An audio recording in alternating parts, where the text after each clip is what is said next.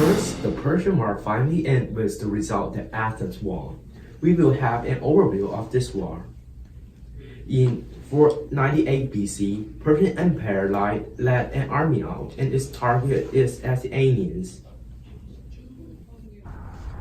For our latest news, the Persian army is marching from Ionia. However, we can't find any clue that where they are going to. They are praying for the good weather for their voyage. As you can see, this is the view of Anatolian Peninsula beyond the Mediterranean Sea. To the east is the Persian Empire. As you can see, they are having advanced weapons, which is irons. Irons are harder and cheaper. It would make a huge effect on such a mighty army. Since the Persian army are going to sail, they are praying in the coast there for their god of Aphrodite. As you know, the storm makes the voyage more dangerous, which is not good for the army in the sea. No one knows that where they are going. What is their purpose? We'll keep on recording their route. In 490 BC, Persian army is against the Athenians. From the prevention of the expert, the Persian army is having about 9,000 to 10,000 soldiers. They are strong and enormous troops. They are likely to have a war in the marathon. Welcome back. From the latest message, the war ended with the result that Athens won the war.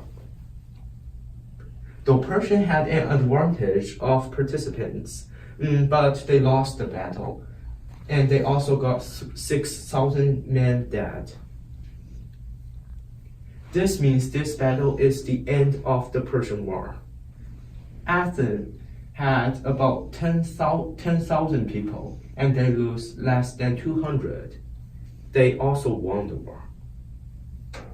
Then we will have a view of Philippides.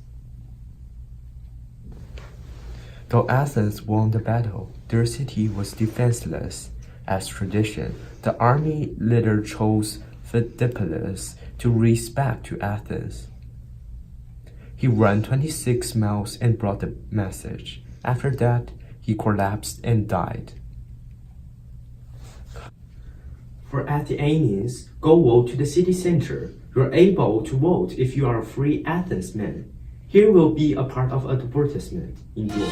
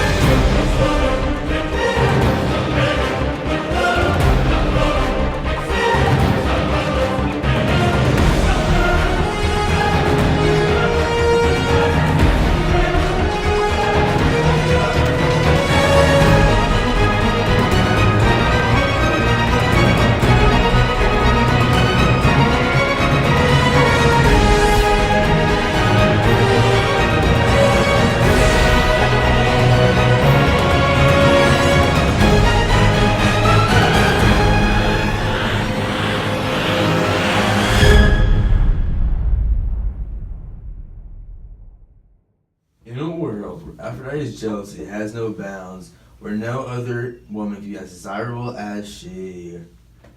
So here with me today is the cast of Forbidden Love. With me today are Aphrodite and Psyche, with Eros in the back. Say hi, Eros. Alright, Eros doesn't want to talk today. Here we will have Aphrodite and Psyche talk first. Hello. What is the focus of this movie? Well, the whole problem started when Psyche thought she could out-beauty me. She wanted to be the most desirable, and I had to put her in her place. By sending your son, who's now my hubby, to marry me off to some haggard? Eros, are you really gonna let this abomination of a human talk to your mother like that? Do not involve me in this again.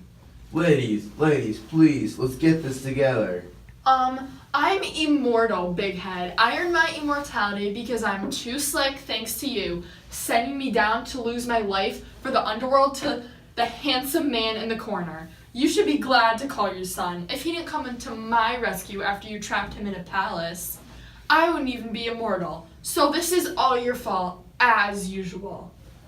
I don't know why you're complaining. You've become immortal and even had a wedding attended by the gods. So why are you still mad? I sit on the outside and let you even look at my son? If I wanted to a while ago, I could have killed you. Star?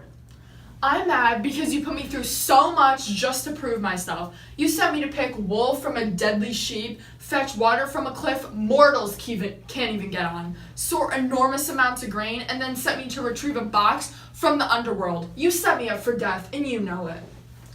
If you didn't open the box, you wouldn't have been put to sleep in the underworld, and my arrows wouldn't have had to get you. It is clear that you have a problem with listening to instructions, sweetie. That was why we are really in this problem. Listen, if someone told you not to look at your life in the face ever, would you have done the same thing? That's debatable. Think about it. All I ever wanted in a man was Eros, and the one condition was not seeing his face. Once my sisters brought it to my attention that I hadn't seen his face, I had to. I never meant any harm on anyone. Not you, Aphrodite. Not you, Eros, my love. Not anyone. It was just out of spite and jealousy that you acted the way you did. We gotta wrap this up. Well, Turn the cameras off. Forbidden love, an opera house near you. Hopefully never.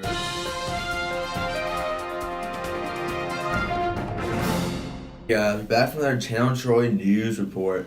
Tonight we have breaking news from the Trojan War. Now we're trying to interview our Athenian for a quick segment on this Trojan War emergency broadcast report. Thank you, Michael, and good morning, sisters. This is Athenian reporting live from the grounds of the final battle of the Trojan War. Here we are at the scene of the Trojan War. Now we will talk to one of our warriors. it was all about the strategy. Us Athenians pulled onto the Trojans' beach in a wooden horse. They were so naive to even let us into the city gates without checking what was inside the wooden horse. Once we got inside the city gates, we knew we had the war in the bag. We got out of the horse, opened the gate for the rest of the Athenians who had left the city, but then once we got in there, we demolished the Trojans. But sadly, we lost one of our best warriors. R.I.P. Achilles! Thank you for your time. No problem. Go Athens! We are back after some technical difficulties. As we heard from the Athenian soldier, Troy has been defeated by the Athenians in the Trojan War. So after 10 long, hard-fought years, the Athenians outsmart the Trojans in the end. Shocker, some may say. Well, this has been another report from the studios. Thank you, sisters.